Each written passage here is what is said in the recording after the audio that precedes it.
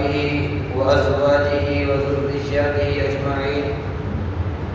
أما بعد، فأعوذ بالله من الشيطان الرجيم.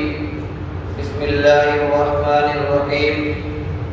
قال الله تعالى في القرآن المجيد والفرقان الحميد: لن ينال الله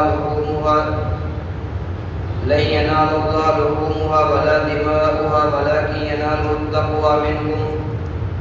صدق الله العظيم. وقال النبي صلى الله عليه وسلم: من كان له ساعة ولم يضحي فلا يقربن مصلانا، أو كما قال عليه الصلاة والسلام. وقال الشاعر: تو نے سمجھا ہی نہیں فلسفہ قربانی کو، تو نے سمجھا ہی نہیں فلسفہ قربانی کو، نفس سرکش پہ چھری پھیر اور اسے زمین میں گاڑ.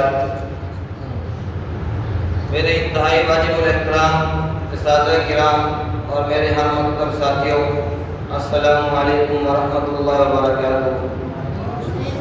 سب سے پہلے میں حضرت مولانا قاری فضل اکبر صاحب کا شکریہ ادا کرتا ہوں کہ وہ ہماری سرپرستی کے لیے تشریف لائے، اور ان کے ساتھ حضرت مولانا عبدالرزاق صاحب کا بھی شکریہ ادا کرتا ہوں کہ وہ بھی دوران پروگرام تشریف لائے.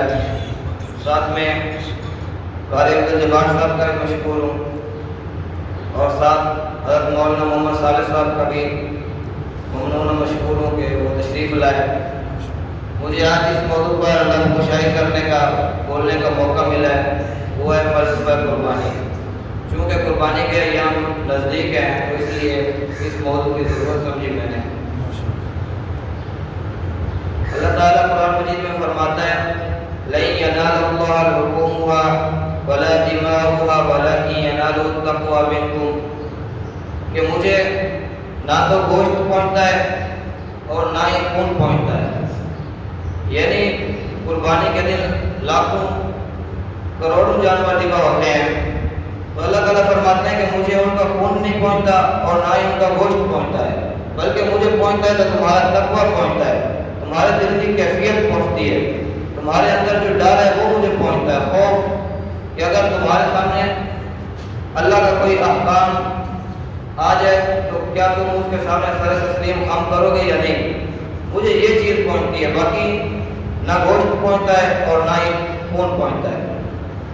جس طرح حضرت ابراہیم علیہ السلام نے خواب دیکھا، کہا جاتا ہے کہ تقریباً حضرت ابراہیم علیہ السلام کی عمر اس وقت 90 to 95 ایئر تھی، یعنی 90 سے 95 سال بڑھاپے میں تھے. اور قرآن مجید میں بھی ثابت ہوتا ہے کہ اللہ تعالیٰ فرماتے ہیں: قالوا لا توجل انا نبشرک بغلام علیم، کہ جب آئے فرشتے ابراہیم کے پاس وہ ڈرنے لگے تو فرشتوں نے کہا کہ ڈرو نہیں، ہم تو آپ کو ایک بیٹے کی خوشخبری دینے آئے ہیں.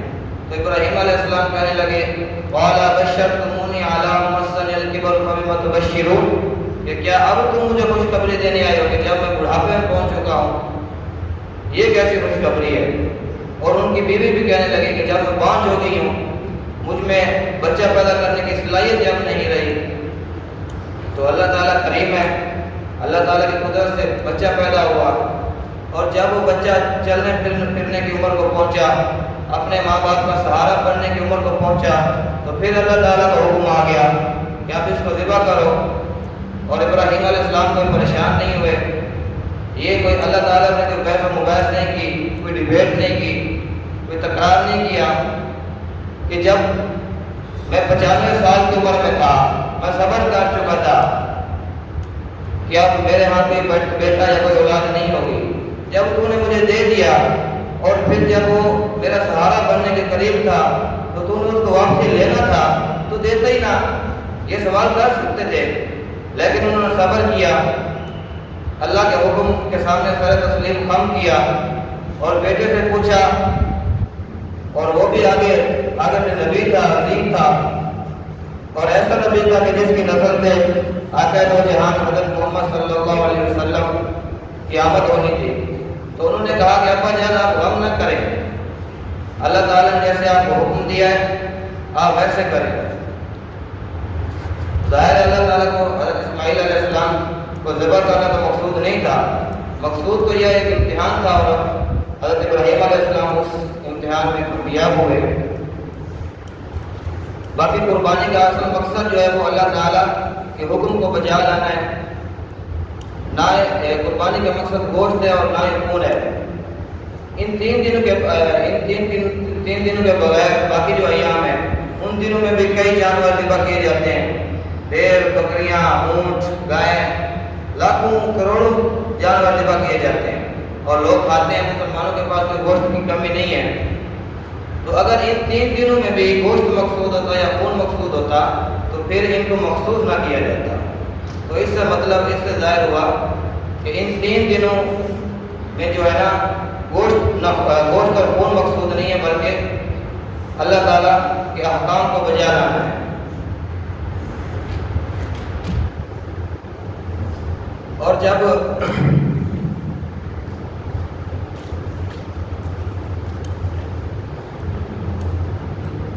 اور حضرت زید بن ارقم سے روایت ہے کہ صحابہ کرام نے رسول اللہ صلی اللہ علیہ وسلم سے پوچھا کہ یا رسول اللہ ما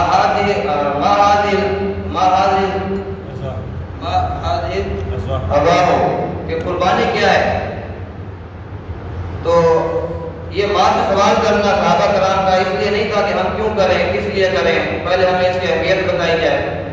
یہ سوال صرف اس لیے تھا کہ بعد میں کچھ ناقص العقل لوگ آئیں گے، جیسے آج کل یتیم الفکر، یتیم العقل لوگ کہتے ہیں، منکرین حدیث کہتے ہیں کہ قربانی کی کیا ضرورت ہے، اس کو ختم کیا جائے۔ ایک دن میں لاکھوں کروڑوں جانور ذبح کیے جاتے ہیں، ان پر ظلم ہوتا ہے۔